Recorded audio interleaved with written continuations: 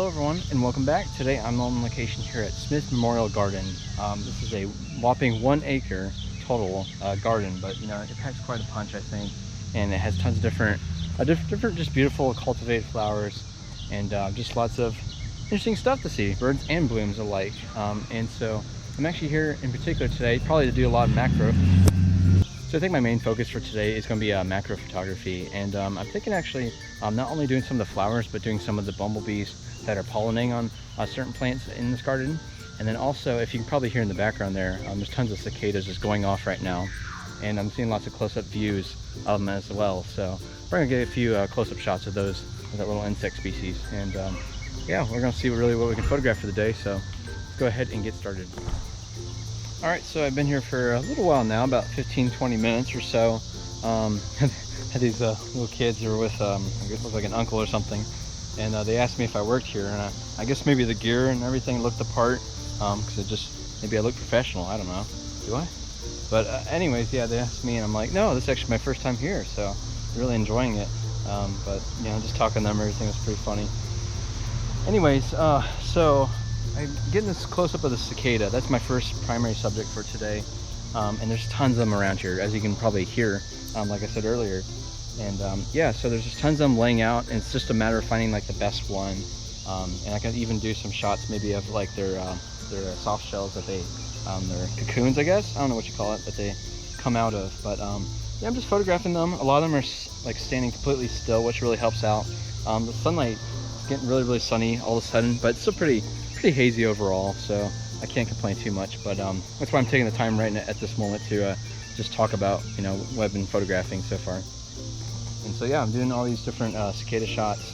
This is brood X, or brood 10, I believe.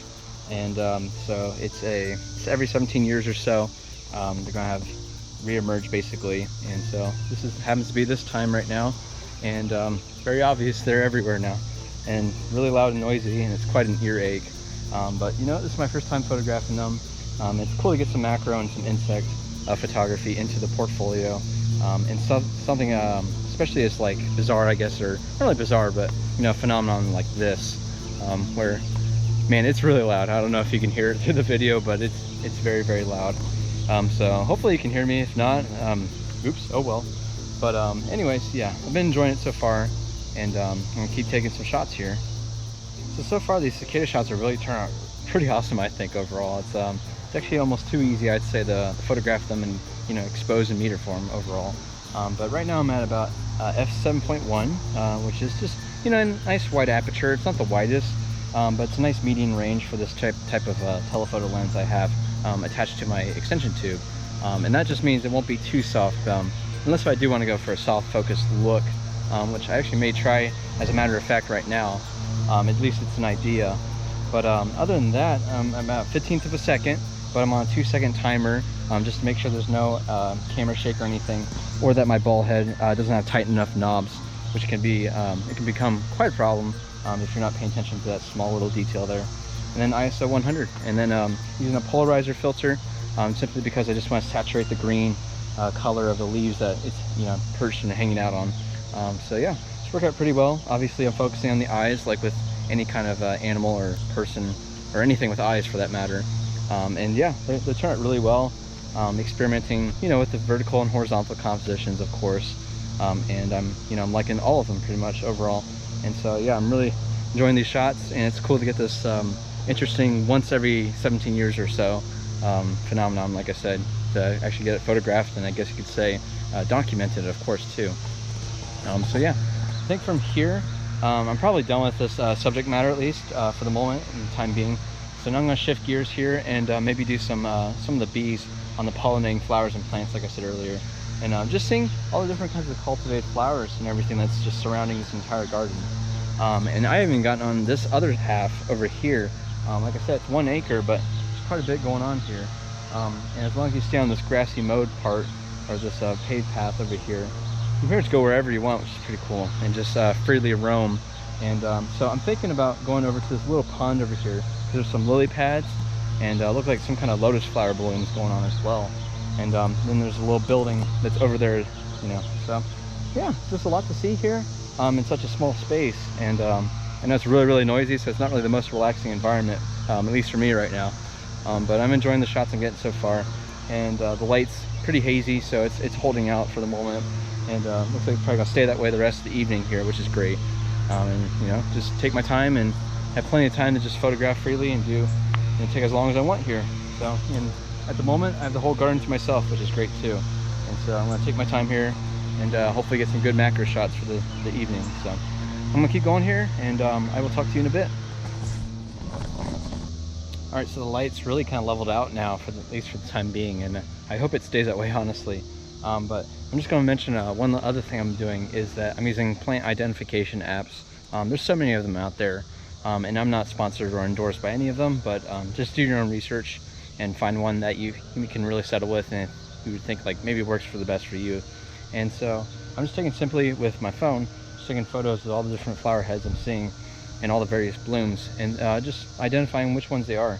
I'm more well versed in the wildflower side of plants, so these are a little outside of my I guess my knowledge and my comfort zone with them, at least with knowing them. So yeah, I'm just trying them out, just identifying various ones.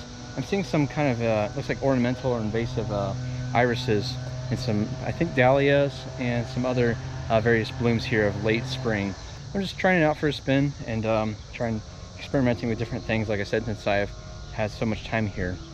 And I actually think I might break out the reflectors and the external flash and do some experimenting with that, especially since the light's getting a lot more hazy and diffuse as I'm speaking here now. And so that might add a little burst and pop of exposure and light and even color as a result. And so I may experiment with that. And excuse all the noise, it's really getting old with all this lawn maintenance and care. But anyways, I'm gonna go ahead and try out some different blooms and just take a wander and see the other half of Smith Gardens here. And yeah, I'll talk to you in a bit. All right, so now I'm shifting gears here finally and focusing on flowers. And I got this 5-in-1 reflector kit. It's about 22 inches long in circumference. It's Glow by Flashpoint is the brand. And this reflector kit should help out in just illuminating these flowers against the really nice shade that I feel like it's going to really help out with taking the photographs here. And so I'm going to try them out here and see how it really works. I really do not use reflectors too often when I'm doing flower macro photography. So I'm going to try it out here and yeah, hope for the best at least. Maybe I'll do some before and after shots of the same compositions and see how well those work. So I'm going to try out the results here. I'm at f5, 30th of a second, and ISO 100.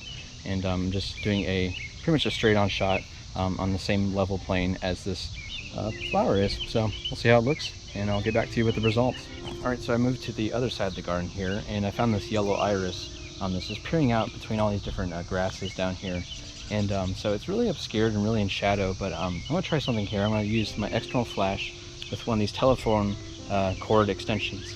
And I'm just going to mount it onto the hot shoe on my DSLR here and just give it a little burst of color and brighten up that exposure a little bit more, because it does look like it's really deep in shadow. So I feel like this is going to really help to give it just a little burst of light here.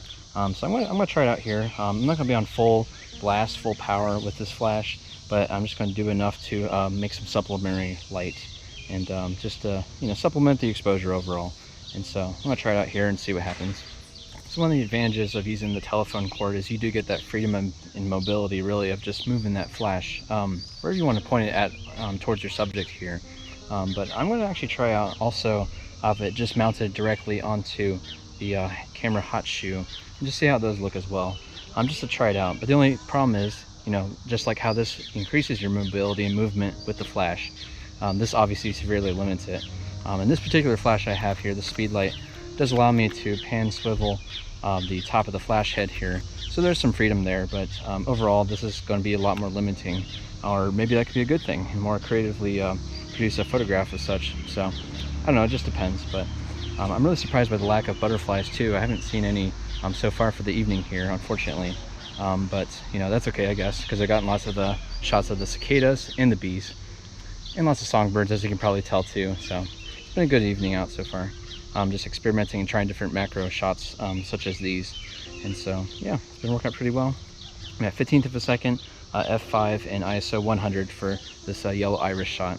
And make my way around the rest of the garden and see what else there is to photograph here.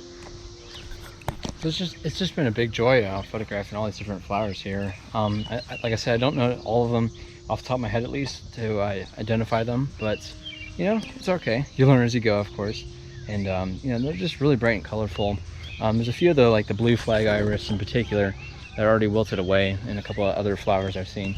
But overall, I mean, a lot of them look in prime shape, and it kind of becomes a little bit of a scavenger hunt too when you're just looking for the best particular blooms out of a certain plant species. So we did that a lot, of course, too. But yeah, now I'm on this other second half, the latter half that I have not seen until now, and it's just very, very scenic. It's very cool to see these little like botanical gardens. There's actually a house over there. That's, I guess that's like the little like garden house where they, you know, I don't know, do gardening things, I guess. So horticultural type things. And so yeah, it's just a nice little garden here. It's a nice little pleasing garden, a nice little place to, like I said, spend the evening here and just try out some macro photography of not only flowers but also insects like the bees and cicadas that I've been seeing here at my visit. So for first visit, success, I'd say. I got a handful of different variety of shots, and I can't wait to edit them and put them in the video, of course. So I think with that being said, I'm gonna end the video here, unfortunately, though. But yeah, I really enjoyed my time out here, and I hope you did too. So thanks so much for watching, everyone. This has been Smith Memorial Gardens. Until next time, make sure to get out here.